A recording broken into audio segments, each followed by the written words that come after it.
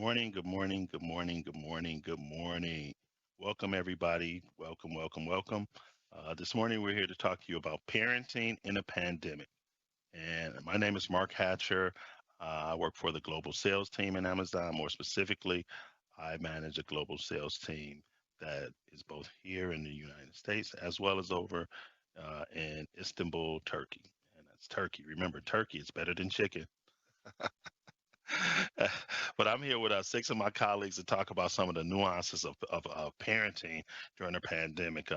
Our talented group will share with you some of the experiences they've had, some of the anecdotes around what has been happening to them, as well as some of the solutions they've deployed to help them stay sane, to cope, and to continue to raise the bar in their roles at Amazon. So without any further ado, what I'm going to do is share the panel with you guys and have them introduce themselves before we get into very spirited discussion about what it means to parent in a pandemic. So, that being said, Maria, will you take us away, please? Thanks, Mark. Good morning, everyone. Good afternoon for those in Europe. My name is Maria Bolovis. I'm the America Central Regional Leader. I've been with AWS for almost 5 years, 5 years this May. And most importantly, I'm a mother of two young kids. I have a 5-year-old boy and a 8-year-old girl that keep me quite busy. Super excited to be here today and looking forward to the session. Hi, everybody. My name is Megan Hart. I'm a senior TPM here at Amazon within the InfraOps team, specifically InfraMIDI. I've been at Amazon for exactly 1 year as of this week. So it's been interesting coming on board 100% virtual from the beginning. I am a mother of a 7-year-old son who's in first grade and a 5-year-old daughter who's in pre-K. All right.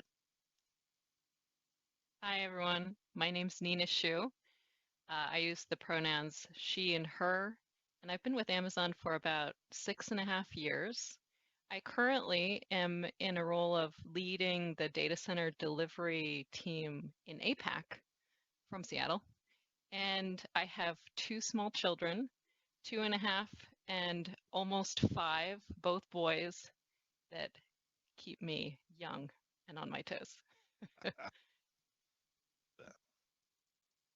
Good morning and good afternoon, everyone. My name is Brooke John, Recruiting Manager for Infrastructure Operations in the Americas.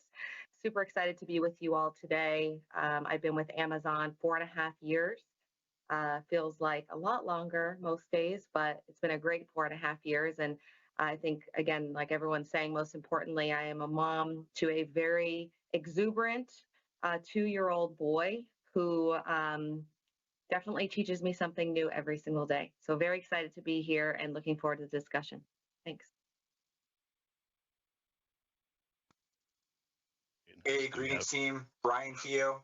I am the DCA cluster leader, so data center operations, which is a 24/7 gig, much like parenting, and factoring in raising a 4-year-old daughter versus the never-ending life of data center ops. A challenge to say the least. So looking forward to talking through some of the challenges, sharing some lessons learned, and learning from each other. And yeah, they wanted to add some dad perspective to the panel. Thanks, team. That's Is that everyone? Do we have everyone? Keisha, I think you're on Muted, mute. Keish. Okay, the infamous mute. That's Hey right. everyone, I'm Keisha Kendall. I am a senior TPM for the MVP Infrastructure Excellence team. I've been here a little over 3 years. And I have 3 children. My oldest is 20, he'll be 21 in a few months. I've got a 18-year-old and I've got a 13-year-old, and they all keep me busy. They're all athletes. And outside of that, coach's wife. Also, my husband does coaching on the side outside of his regular job. So, of course, as a mom, you're in all of the events that the kids decide to get into. So they keep me busy for sure. Thanks for sharing that, Keisha. If you're your coach's wife, that means you have a whole bunch of other kids as well.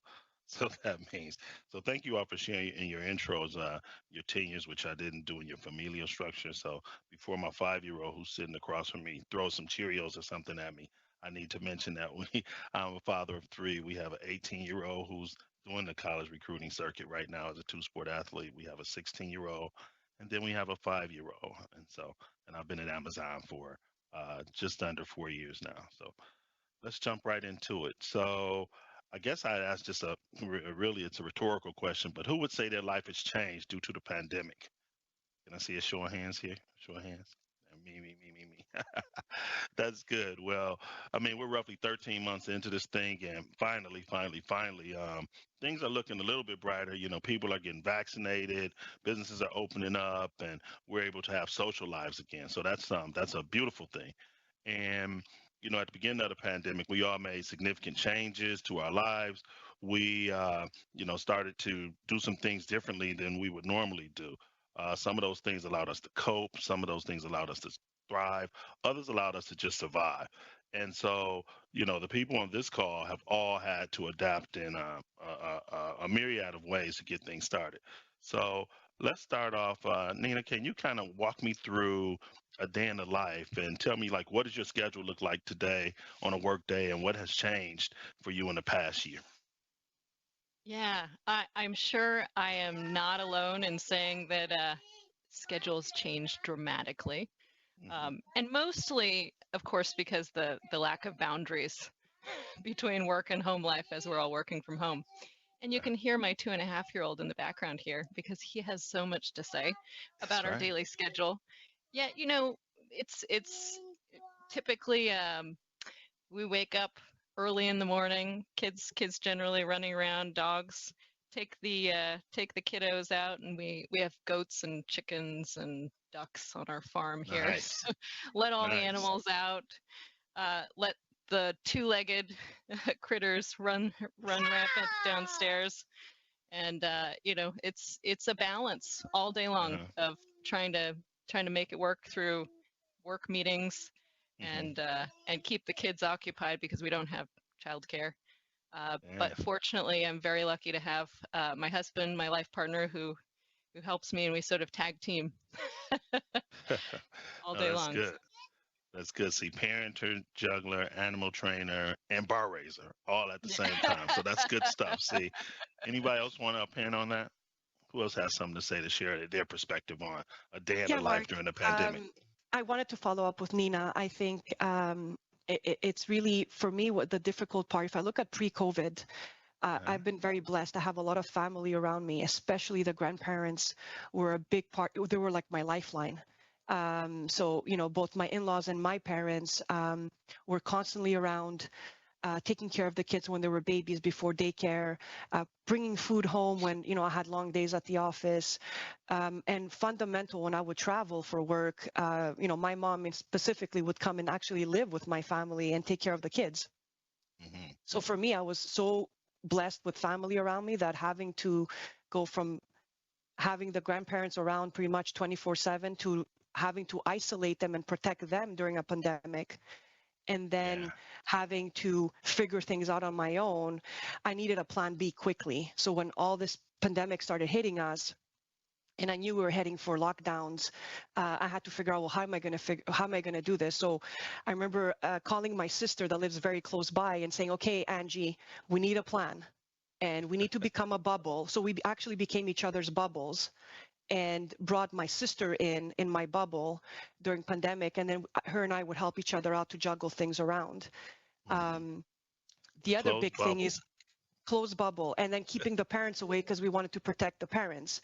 And then the other thing for me, I had always like two modes. I have the work mode, Maria being work mode, and Maria being family mode. And they were always very distinct for me, right? They were always, you know, get the kids ready for school, family mode, drop them off, and then the moment I would like hit the car in the traffic, I would switch into that work mode. And then, you know, you work your hours, and then by the time you come back, you switch back into family mode. All that went down the drain. So you had to like mix those worlds together where you still need to take care of these kids. You still need to feed them. I mean, you got to feed them. That's like minimal. Breakfast, lunch, and minimal. You got to feed them. And, you know, you got to put them in front of a screen so they can do their virtual schooling. And it's really hard with an 8-year-old to sit there in front of a screen learning, okay, whatever that was. And then in the middle of that, you have a team to deal with. I had essential workers that had to go in the data centers, whether it was in Montreal or in CMH, you have these guys going in, day out to keep those lights going. And they're dealing with their own family situations where schools are closing down, daycares are closing down. These guys need to go in and work because we have to keep the lights open. How do you support them as a leader? And while you're also living this at home, so yeah, Right. days were long. They're very stressful days. You had to figure it out. And honestly, we had to break some rules. Was I the perfect mother? Did I watch every minute that they spent watching TV? Probably not. They probably watch much more TV and spend much more time on their laptops than they ever have Yeah. Well, since you they were know, I born, think, right? And that's what it is. yeah, Maria, I think you bring a unique but very similar, you know, to perspective to some of the people on the panel. I mean, it can be both unique because we all have some of those similarities in it. It can be unique because we all have some of those similarities in it, but it's not exactly the same, right? And I think the closed bubble phenomenon is something that we all had to consider because of the fact we didn't want to impact others if one of us was sick or something like that. And with me having in-laws who are close by, it always lended itself to just being super cautious around, bringing, newfound germs into the space, right? And so it's always interesting that. So in juggling that, Nina talked about, Maria talked about the closed bubble and the blurred lines. We all had our parenting, kind of constitution that we lived in, right? And then it spilled over into when we're working, there was a clear delineation to the 14 leadership principles. How have, some of you ladies and gentlemen on this call incorporated those two things and separated the two lives from one another? Can you speak to that? How about you, Megan? Can you say that one more time? The question. I just asked, can you speak to some of the ways that you have separated the 14 LP lifestyle from the parenting lifestyle, because, most of us have a parenting life as Maria spoke of, and then we have a work life. And generally the commute to work and the commute from work helps us to separate those two worlds. But now they're both in the same place. So how do you delineate between the two? Honestly, I'm still struggling with that aspect today. So I have my office and we have ground rules that if the door is closed and if the door is locked, got to lock it because sometimes closed doesn't mean anything. You are not to come in unless it is a dire emergency. But it is very difficult. I know by the end of the day, 5 o'clock hits. If it's 5:30 and I'm still in my office, my kids come in and close my laptop for me and say, if we don't close it, you're not going to. And so I do think it's important to try to stick to a schedule. I think that's where I've adjusted the most is I fulfill my day from the moment I wake up to the moment I go to bed. And so kind of keeping those time frames and knowing, okay, this morning I'm going to get up, I'm going to work out, feed the kids, get them ready for school. Now the babysitter shows up, I'm going to work. Now babysitter's left and we have Taekwondo practice. So I have to practice Taekwondo with my son, get him logged in, have him take his class, then cook dinner, then clean up. And I'm sure everybody can relate here. I feel like because we're home all the time, everything is in the house. There's a lot more dishes. There's a lot more toys on the floor. Oh, yeah. Just, the mess is just amazing how it builds up. And so then put the kids to bed, bath, showers, whatever, go to bed. Now, if I didn't work out in the morning, I work out in the evenings, and then I go to bed. I mean, there is just not a moment that you can just breathe and just relax. So I think just keeping those lines and say, okay, this is my time for work, and this is my time for family. It's the best way to do it. But missing that commute, even, I never thought I would say I missed a commute, but just having that moment to myself and to step away from whatever, if I'm leaving the house or leaving work, I do miss that aspect. Right. No, that's very true. And thank you for sharing that perspective. Yeah, that's something that we all have to deal with. And then you talked about how more busier the houses are now. So, right, that does lend itself to more work to do, more trash, and more toys in the floor. Who has not experienced a dreaded step on a Lego or a doll or a little a little toy of some sort? That's always Past crazy. that stage. yeah. Good deal, Keita. Just tell us about your perspective. Or dinosaur. Yeah. Now, Keisha, right, you spoke of having, older children. Give us your perspective Yeah, I've on, got the how the gambit. I'm pandemic. kind of unique, I guess you could say, because I've got a middle schooler, I've got a senior in high school, and then I've got a college student. So at one point, the college student was recruited for track to the university he's going to. So at the time, because of COVID, anybody that has an athlete, competing at that level knows that they lost their seasons last year. So that meant no on campus. He was home. So there were 5 of us all in the house, all at the same time. Luckily for me, as my kids were coming up, they've always been used to me and their dad being on calls because both of us have been, in the industry. My husband's a senior system administrator right now, and his coaching thing is, on the side. But they've been used to us being on calls. They've been used to us conducting business. So as they've grown, they know, do not interrupt. Door is closed. That means don't come in. The thing that we have noticed is our 2 little pups they're used to being in the office with me. So they would push one of the doors open and come in and look around and say, okay, well, she's on the call, and they would go back out. But the kids know not to come in. They know that, work is work, kind of like Megan experienced with, a kid coming in and saying, all right, it's 6:30, you're still working. Why are you still working? I've had to incorporate, when I work out, I get up at 5:45 at the gym, and then I come back. And then my day ends when it ends. Depends on what's going on at the time. But with everybody being an athlete, track seasons have now started back up for my oldest. For my middle child, he was also recruited, so for track. So we were trying to figure that out. Going to, I've never missed a track meet for any of my kids. So it kind of hit home when I couldn't go and be in the stands, or I couldn't, support the way that I would. So we got inventive.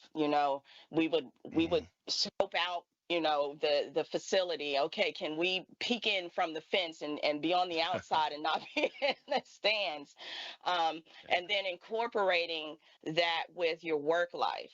I think, being on a panel like this, I think what we also have to look at is, you have the standard families of moms and dads. That's the first thing you think about. But what you also have to look at is there are cousins, aunts, uncles, grandmas, granddads, who have become parents or have already been parents. What did the pandemic also cause? We know that people have passed on, so new families were created. And that's the type of thing that I've looked at. For us, we've always been a close-knit family, so we were always out, on the weekends doing things. When I would get off in the evening, we would be out. We can't do that anymore. So, Right. So that's an adaptation. Yeah, there's definitely a generational impact and a ripple effect, right, to different parts of the family and different things. And I think that's important. Now, Brooke, I see you there waiting patiently and kind of nodding your head. To just no, that's good. That's a good thing. That's a good thing. And engaged listening is a good thing. What is your perspective on, on how you kind of blended the worlds together? So yeah, I would say something unique for us is we moved the month before from Texas to Chicago, the month before the pandemic hit. And we left having family near us to having no family near us and really being on our own. And going from having a nanny to having a nanny for 3 days, and then social distancing hits, and then no childcare. So I would say for a very long time, so probably from February of last year until July, I was parenting and being a leader at Amazon at the same exact time. My son, his name is Cameron, who was just about one, had just turned one a few months before this, became our like mascot. He was on every video call, whether it was with the business, whether it was with my team. Maria knows, she's seen him. And then, and he would sometimes, I'd be in the middle of an update and he would just start screaming. And if I wasn't paying attention to him, he'd take my face and shift it over to his face because he wanted my attention. And so I would say for me, Mark, for a long time, there was no boundaries and there were no lines. It was all one and the same. And my husband is in fulfillment. So he was also essential and could not be home. He had to be with his team as a GM, right? And so we were balancing that. Where he had to be spending even more time at the FC or distribution center, right? Because there was so much going on. And also, like Maria, to your point, having essential workers and a team that's essential, helping them manage the experiences that they were having, not having childcare, having single parents, right? Blended families, like Keisha was saying, right? And helping them manage through this and also being able to keep the business alive. So I will say my saving grace was when his preschool opened back up in July. And it was something I did not want to send him. I'm like, nobody can take care of him as good as I can. What if he gets hurt? All the typical parenting things. And it was probably the best thing that I did for him and for us was allowing him to go to school. It was structure for him. It was, the ability to learn and thrive and grow in an environment that I just couldn't provide for him every day. And I can say that, he's now 2. He wears a mask every single day and goes to school because here in the state of Illinois, 2 years old and above has to wear a mask. And so he asks for his mask every morning. And now we have a little bit more, like Megan was saying, of that routine where it's like, okay, we get up, we get ready, you're off to school. I do take calls in the car on the way home, and maximize my time. But I do start my days a little bit later for him, and I do end my days a little bit early. But the fun thing about that is I also get back online later at night. And sometimes I do work till midnight. I'm sure Maria's seen an email from me, maybe at 1 o'clock in the morning. But it's a choice that I make to make sure that I can have that family time and be there and be front and center for him and to cook dinner and be there when my husband gets home from work as well. So we can have that family time. We do bath time together every single night. There's no excuses there. Right. And then I do what I have to do to make sure I be there for my team and to deliver for my business partners. And if that means getting back online late at night, it's not sustainable. I don't think I can do this for multiple years at a time, but it's working okay right now. Thanks, Brooke. That's a great perspective. As you can see, from this, the discussion that immediately preceded, that there's many different aspects and many different levels. And whereas the parenting during pandemic overall is a challenge, right? There's been some good things that come out of it. So, Ryan, if you could help us out by speaking to some of the positive things that may have come out of the parenting during the pandemic phase, and we all hope that this will pass, but what are some of the things that were positive came out of that may even carry over and influence you going forward? Sure. No, great question, Mark. And just listening to the other speakers, it's kind of eye-opening. You already sort of knew it to a degree, but there was no script for this. Right. It started out, it was going to be a 2-week lockdown, and then you blink and you're on month 14. So, that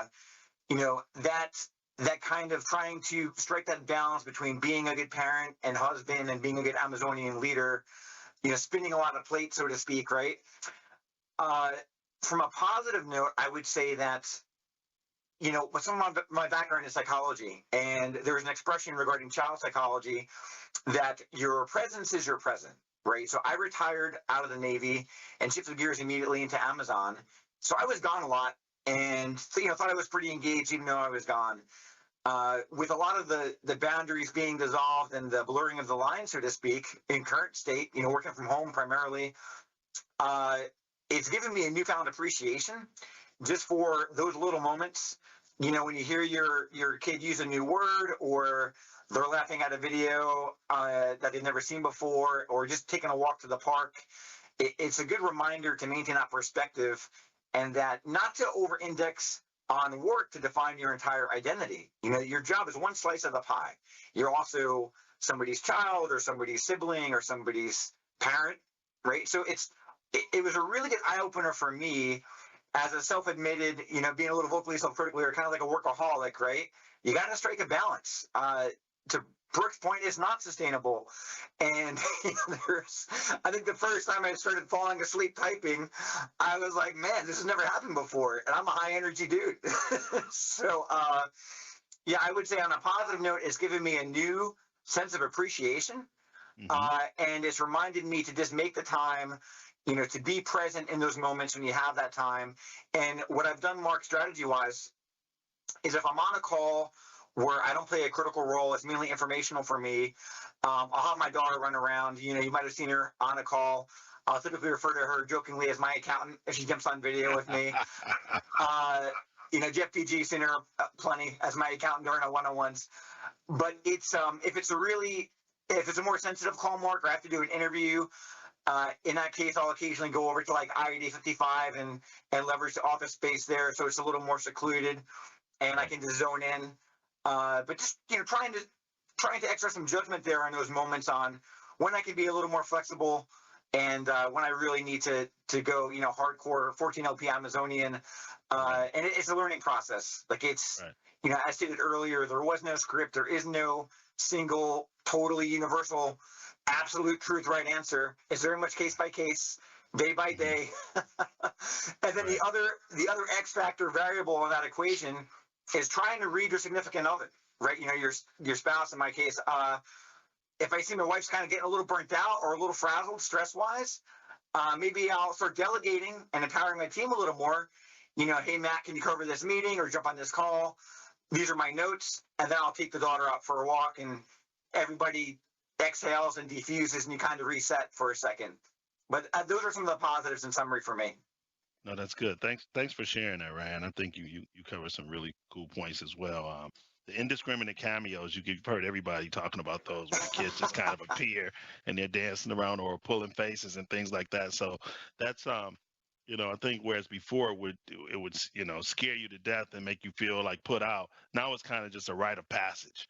You know, everybody, when somebody kids something now, I look when Nina's kid came in just a second ago, nobody, you know, shrieked or anything like that. People were waving and, you know, doing things like that. And that's just the way that it is these days. And I think people can understand that. And I think you touched on another point that has been underscored by most on this call when the way that we define ourselves, because we are not what we do. We are not what we do for a living. We are so much more than that. And when we can take the time to embrace, you know, the dichotomy between our professional lives and our personal lives, it makes us better able to show up and bring our full selves forward. So I thought that was that's something interesting that has rang true throughout this discussion. So, you know, not to pick on our neighbors after all, but as we reach to the halfway point, what comes to mind is, you know, I always think to myself that I'm my brother and my sister's keeper. But I'd like to ask, you know, a question from that perspective. If you could change just like one thing about your colleagues during this period and how you guys interact, that would significantly better your pandemic work experiences, you know, what would that be? You know, what is a shift or a change that organizationally or from a workforce perspective that can be made that would help you, whether it's personally or professionally, but what is something that could be more helpful? Anybody want to get out a shot? Megan, I see you. Look, go ahead, Reagan. I can take that one. Yep. So I will say I'll start off and say my team is really good about this. So this is not from experience, but just from what I think would be helpful overall is just being aware of what time you schedule a meeting for. Besides there just being the time zone differences, I think we do struggle with kind of separating work from family life. And for me, having those hours do really help being able to separate time. So when someone schedules a meeting for 7 p.m. Eastern, I mean, that's the time I am giving my kids a bath or reading them a bedtime story or having my son read to me. And I don't want to miss out on those opportunities. Now, I understand like meetings are hard to schedule, especially because everything has to be virtual now for the most part. So every once in a while, that's fine. But even like I think Brooke was saying, is she starts her day a little bit later. So keeping that in mind too, that you don't want to schedule an 8 a.m. meeting because we're trying to get our kids ready for school and getting them started. So for me, that would be the best advice I could think of. The other thing that Thank I you. would add here, Mark, is definitely flexibility in hours. You need, because people realize, hey, they're not commuting anymore. I've gotten some, invites at 8 o'clock in the morning or 7:30 in the morning because, we're not, we all know that we're staying home, but there's still a morning routine for the ones that do have kids. And getting those munchkins up from bed and getting them ready for school is a pretty heavy lift. So Yeah. quite often I have to tell the husband, okay, you take care of the kids because I have a 7 o'clock call. So being mindful that although we're not necessarily spending time in traffic, there's that morning routine to get them ready. And then the other thing is, as a leader, I spend a lot of time, and I would like to see that more of that from leaders in our business, where you ask them how they're doing. During your one-on-ones, pre-COVID, we weren't really thinking about people's family situation because we had a pretty good separation between work and home. So the one-on-one was on us, on our development, on things that we're working on, etc. When I go to one-on-ones now, or what I would expect leaders to do is ask how's the family, because now family is part of their workday. So, and I know Brooke has a little boy. So when I'm going to have a call with Brooke, is, hey, how is he doing? How's daycare? So now we know more about each other. Now people know, hey, Maria has a 5-year-old and an 8-year-old. So Yes. how's the family? And just spending some time on that makes a really big difference with employees. So I think that's something that I would think if we can, as an organization, think of doing more, it's only going to help. Oh, thank you, Maria. I think that's very good to call out, and in thinking about that, you talked about some of the broader definitions of how we see life, through this lens at this time, and so scheduling meetings or being flexible around meetings and how they're scheduled, I think, is a very unique thing. A very necessary thing. Does anyone else has a perspective on that particular question? Yeah, I would say not necessarily something that our colleagues could do to make things a little bit better, but for myself, what I have had to implement is much more rigid structure around my schedule. And so I actually, in my Outlook calendar, block times. For me, because I work APAC from Seattle, it's more about starting late and working late. So my mornings are blocked off. And then even for lunch, I got to prepare food for the kids at dinner time. And I'm pretty militant about that period. Only for super critical meetings will I make an exception, and if my husband can swap with me. Yeah, thanks for sharing that. I think most of us have some non-negotiables now in our schedule that we can't alter. I know for me, between 4:30 and 5, my daughter goes to her post kindergarten classes or kindergarten stretch classes at a French immersion school that's about 4 blocks away. So during that time, I walk to get her at about 4:15, 4:30 every day, and then we walk back. And that's time in which I, have my phone in my pocket, but no earbuds or anything like that, just so I can focus on talking to her and clear my mind from work stuff while I'm walking there to get her. And so that allows me to have some degree of separation. So I get that, and that's my non-negotiable. And I just think that being able to, as was talked about already, accentuate or activate your partner when it's needed, or your spouse or your significant other, and in doing so, that allows you to create some space. So I think that is good. We're about at the halfway. Yeah. Mark, just to expound on one other angle of that, right? So not so much what I wish they would have done better, but something that they've done well, colleague-wise, is I think collectively been very accommodating. Initially there's some apprehension to be on the call with, say, your 4-year-old daughter on your lap, or kids running around in the background, and you don't want to seem unprofessional or as if you're not focused on the task at hand. But On a positive note, I've definitely seen compassion, empathy where applicable, understanding. It's been very tolerant, very open-minded, non-judgmental, and it's just minimized some of the stress. It's been a year unlike any I can remember, and not only has it been stressful, but it's been like a sustained cumulative effect of stress. We're talking 12, 13, 14 months. And initially, too, you're watching the numbers climb, and there was no vaccine available at the time. So all those stressors add up. The last thing anybody would need at that point is an added work stressor just to tighten the vice, right? That level of understanding has made it, beyond appreciated from my end. And I think it truly shows that one team, one fight mentality where, we're an Amazon family. Everybody, we have a newfound appreciation. I think at the end, we're going to be better going through this together. And we've probably learned a lot of takeaways and strategies and methodologies we might not have explored unless we were forced into it. No, I think that's a good call out, Ryan. And you were spoken to presence, you spoke to compassion, you spoke to empathy, and three very, very personable terms when speaking about all this. And I think that those are great things, and they've resonated through much of the discussion that has happened since we started this conversation. Can we speak to how I had some very hard non-negotiables about how much screen time and when folks would go to bed and when folks would get up, and when we would interact with friends and family and other stuff prior to the pandemic. Can we speak collectively or individually to the collective about how the pandemic has impacted your parenting philosophy overall? Who can speak to that for me? I Go can ahead, definitely speak to it. Okay. Yeah, I'll go after you, Keisha. Well, I think for me, one of the ththings that I've said before is during this pandemic, what I have learned from my kids it's specifically when I look at my youngest.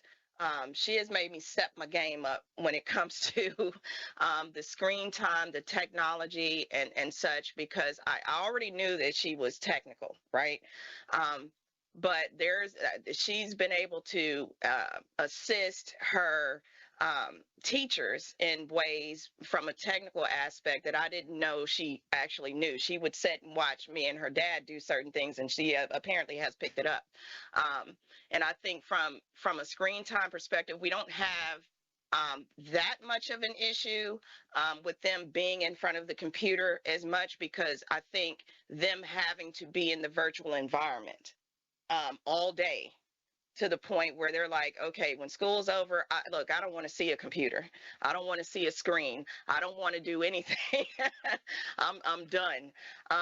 But I think what it has made us do is come up with other ways, since we can't, go out as we did as a family as much and be free, so to speak. We've had to come up with other ways to be, that same type of family, but not outside. So we're not in front of the computers. When I get off, I'm off. When my husband gets off, he's off. When they are out of school, they're out. And we may, do family game nights. We have discovered through our cable provider all of the free things that are available, from a game perspective, to bring families together, doing those type of things to keep them, out of the phase that we're seeing displayed on the news, where a lot of kids are getting depressed because they can't be around their friends and they can't talk to them. I've even, told my daughter and my sons, if you need to see your friends and you all can't get together physically, then the best thing to do is set up, a video chat. I'm quite sure many of us have experienced, the holidays that came around and we couldn't be with our family. So what did we do? We got on Zoom, we got on Google Meets, we had family events where we were all together, but via video, have those conversations. I've always been one that's very connected with my kids. So if there's something bothering them, they know, okay, it's time to have a conversation. So every single day, that's what we do. We have conversations, we talk through anything. If there's anything that's bothering them, if there's anything that may not be going well in school that they may not we have those interactions. And I think when it comes to not having that screen time to where they're not in front of a computer, that brings that conversation together a little bit better than before the pandemic. Thanks, Keisha. Brooke, you're going to add something too, but Keisha, thanks for sharing that. I think that that creativity around, you know, how your children are able to socialize has been a great thing, and the thing that many of us have employed at this point. Brooke, I think you were going to share something too. Yeah, just want to add, and Keisha, I think creativity, right, is the name of the game. With a 2-year-old, so being a fairly new mom, and my 2-year-old is our only child, I was like, no screen time. There's no iPads around here. Like, no way. He now calls my cell phone his cell phone. He has his own iPad. He can get to YouTube Kids on his own and look for dinosaur videos on his own. And, you know, I try to limit things so that he's only doing things that are educational, but every once in a while, this random video in a different language pops up and he's all about it and thinks it's hilarious. So I would say that there's been about a 180 shift on my really hardcore non-negotiable screen time. And there's definitely, Marie, to your point, there's been times where I have had to sit him in front of the computer or the screen because I had to get a meeting done, or there was something that I had to double duty, right? But to the flip side of that, on the creativity, we came here right in the middle of the winter, and then moved into our house in the middle of the winter, and it was snowing, and we couldn't even go outside in our backyard because it was too cold. We outfitted our entire basement. It's basically a park. There is a trampoline, there's a slide, there's a golf net, there's soccer nets. I mean, you name it, this kid has it downstairs because we wanted to make sure that we didn't over-index, right, on sticking him in front of the TV or the iPad or anything like that. And so if there is a soccer ball, a basketball, a golf ball nearby, you bet he's picking it up and he's heading downstairs to play. And he'll ask, he'll say, play, can we go play? And I'm like, heck yeah. And if I have to, I'll take my laptop down there, if I do have to, get a couple things done. But he's, we purposely created that space for him so that he would have an outlet, just being as little as he is and not really understanding what's going on, not really understanding why he's constantly seeing everybody on FaceTime, or why he can't go couldn't go next door to the neighbor's house, and play with the other kids. So it's been unique where you're dealing with a mind that may not really know anything different and grow up and say masks are normal. I have friends who, are reading books to their kids that are around the same age or a little older, and they're like, Mommy, what's wrong? They don't have their mask on in the book. This is what they know. This is their new normal. So I'd say, creativity and really taking the time to allow your kids to have whatever sense of freedom that they would have normally had to play and to explore and to learn has been definitely something that we've put front and center. Thanks, Brooke. Megan, looks like you had something you wanted to add.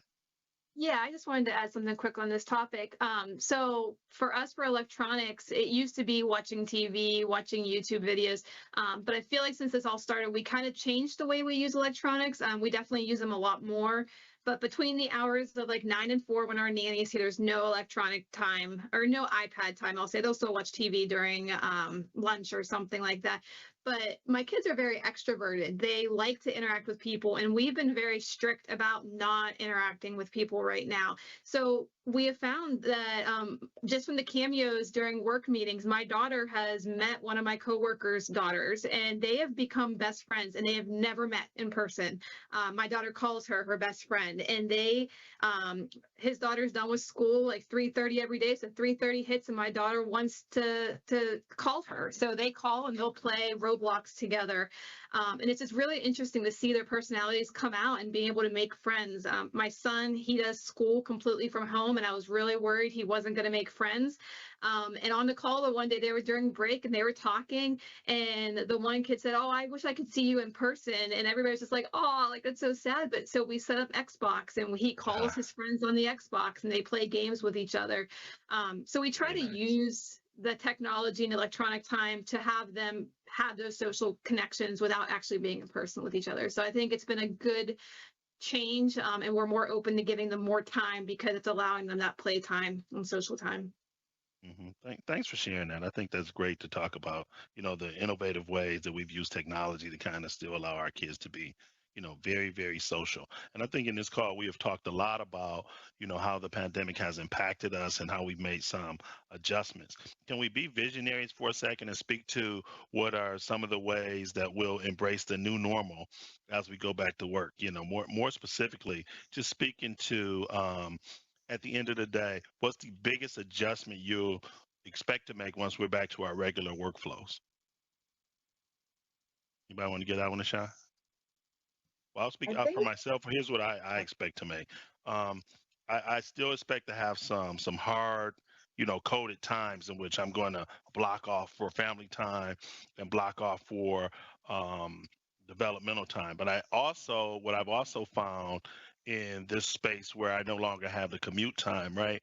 I'm going to block off personal time, just self-time, time that I don't share with anyone else, just to kind of remove the clutter, to take some time off from the 14 LPs, to take some time off from being Safia Omar Amaris's dad, and even to take some time off from being, the spouse to Nolana, and just refresh myself, and so I can have a brighter perspective and I can come fully charged in the way that I show up to those various relationships. So that's one of the things that I have vowed to do for myself through my journaling and through my mindfulness as I have approached this parenting during the pandemic. Does anyone else have anything like that, or any sort of perspective that they look to bring to the table once we emerge from this side?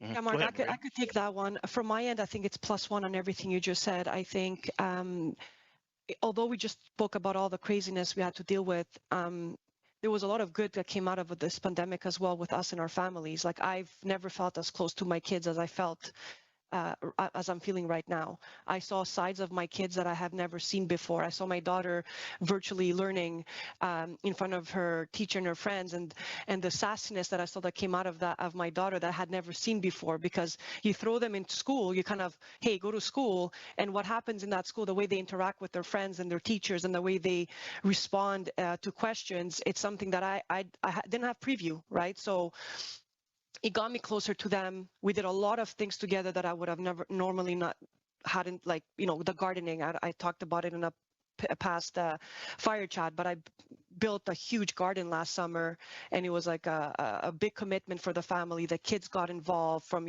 planting the seeds to watching these vegetables grow, to collecting the vegetables, to preparing baskets for neighbors and family. So these are moments that I think I would have never probably had if it wouldn't be for the pandemic. And then we did a lot of activities where, for Canada, it's winter, right? So we did a lot of outdoor skiing, snowboarding, tobogganing activities that I spent much more time with them just to keep them excited and not keep them at home all day. So I'm committed to doing more of that in our next winter cycle, because I wasn't doing enough of it. Or we bought, we were building volcanoes together. We did a lot of STEM activities as a family, right? Where we actually built some circuits. Believe it or not, both of my husband and I are both engineers. So what came to mind? Let's build a very simple circuit with the kids. And we ended up buying resistors and capacitors, and we actually built a circuit with them where it made noise when they were pressing a button, and they were so excited about it. So we did much more. We were much more innovative as parents. Although we did leave them in front of TVs much more often and in front of tablets, the time we did have with them was extremely precious. So I want to keep that. I saw what I could have. I pushed myself at a limit, and it was pretty impressive to see what we could do with these kids. So I want to keep that. So that's what I would probably say. Like, even if things go back to normal, we need to, at least for my husband and I, we need to spend much more time with these kids and do much more activities than what we were doing in the past. Thank you. Thank you, Maria. I mean, listen to that STEM education, coming into play where you building circuits and things like that. That's real good. Thanks for sharing that. Any other perspectives on them? Okay. And you want to go? Yeah. Go ahead, Ryan. Mark, I think if I could articulate it, it would be trying to maintain that mindfulness, right? Make sure this isn't fleeting. They only get one childhood, right? So it was a good eye opener for me to see the value of just making memories, right? And trying to find common interests, trying to ensure that there's quality in that time. It's kind of cool hearing some of these scenarios, you know, plus one to the nth degree here, where I also have a trampoline in my basement for my daughter, you know, to Brooke's point earlier, just having an outlet. Similar to the engineering point of Maria, you know, I make electronic music on the side, and I got my daughter a little cat keyboard. And as ridiculous as it sounds, and it can get, you know, there's a there's a point where that's not so fun. It's kind of cool to connect with her on music, where I'll hear her jamming out in her room, and you know, just this endless cat keyboard with various loops and sounds. But it's something else we can relate on, and just trying to have fun together. And I think going forward, even when I think right now the target date is like June 30th for the return to office threshold, trying to make sure that the time you have together is valuable time, it's quality time, not just mindless, you know, autopilot time. Really trying to maintain that mindfulness going forward. Right. Okay. All right, Keisha, I think you're going to say something. Yeah, I think for us, you know, similar to some of the dialogue here, we did, you know, things to make sure that they didn't get bored.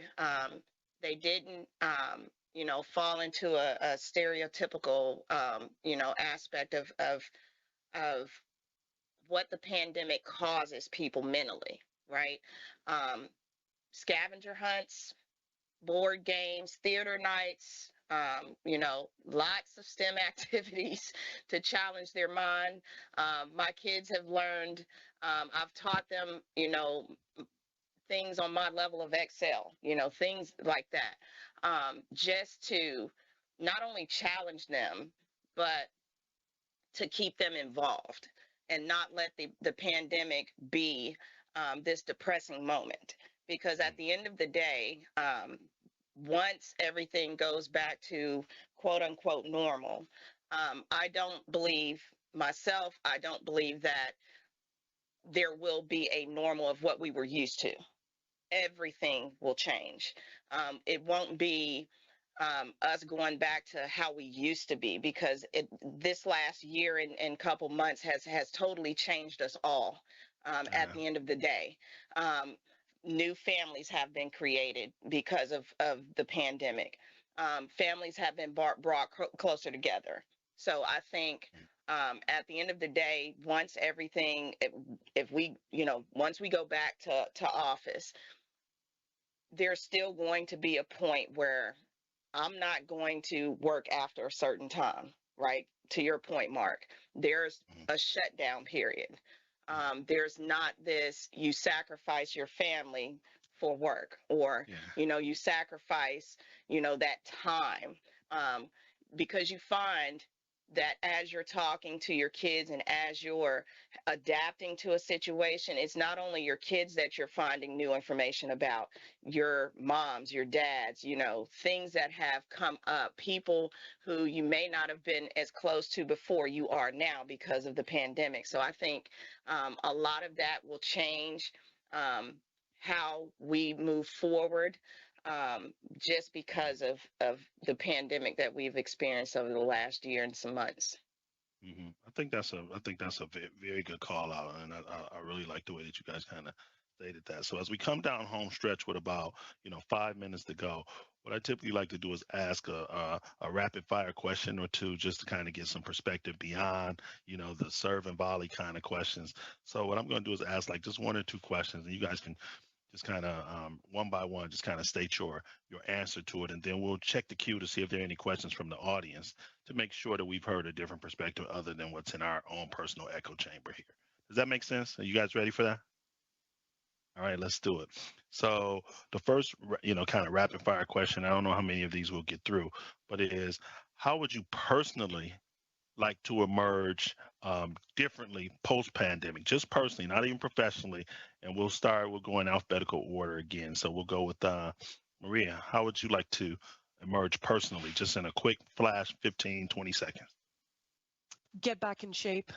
Okay. Personally, I think there's the pandemic, lack of movement, Uh-huh. lack of get back in shape and get back to the rhythm of things where I can go back to the gym and train and do my Brazilian jiu-jitsu that I've been doing for the past 3 years. I would like to go back and do my mixed martial arts.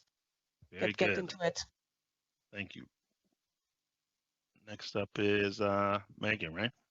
Yes. Mine would just be to really appreciate those moments when I don't have to do anything. Just those Uh-huh. moments of relaxation. I feel like they're non-existent right now. And I think pre-COVID, I didn't appreciate the time I had as much as I should have. Mm-hmm. Nothingness. That's a good thing. It's not a bad thing anymore. Nothingness is great. Nina. I think what I've taken away from this period and want to continue taking forward is just it's okay that it's not perfect.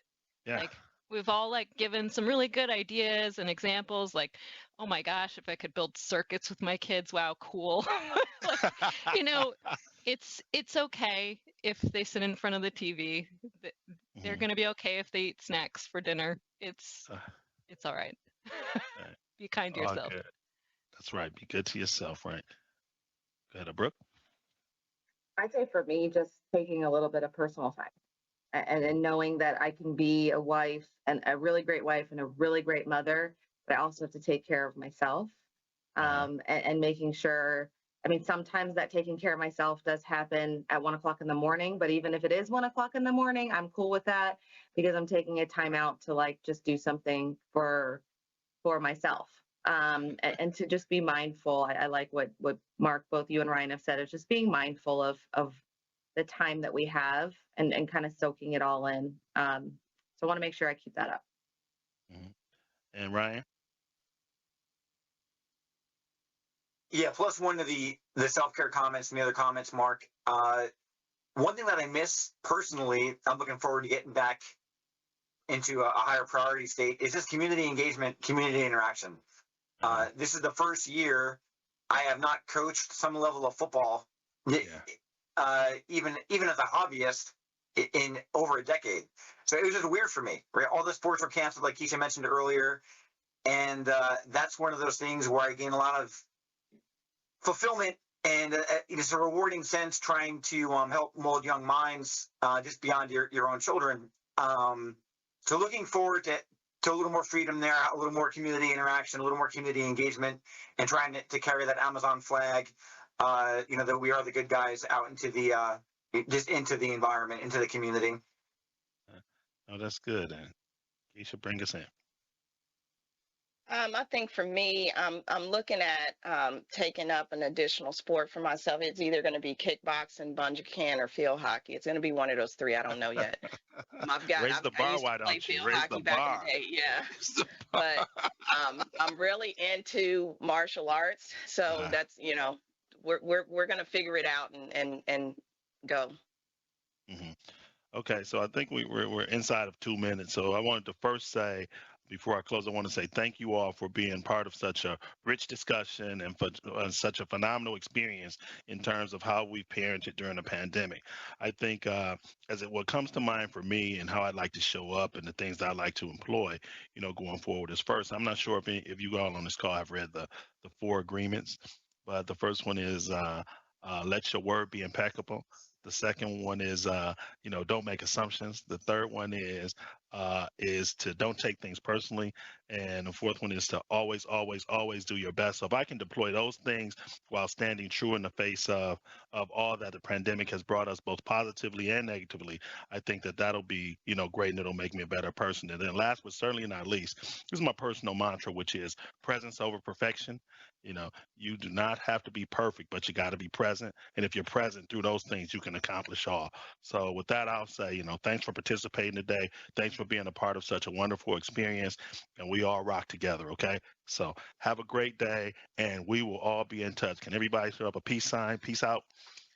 Peace. Bye, everyone. Thank you. Thank you so much, Mark. Thank you.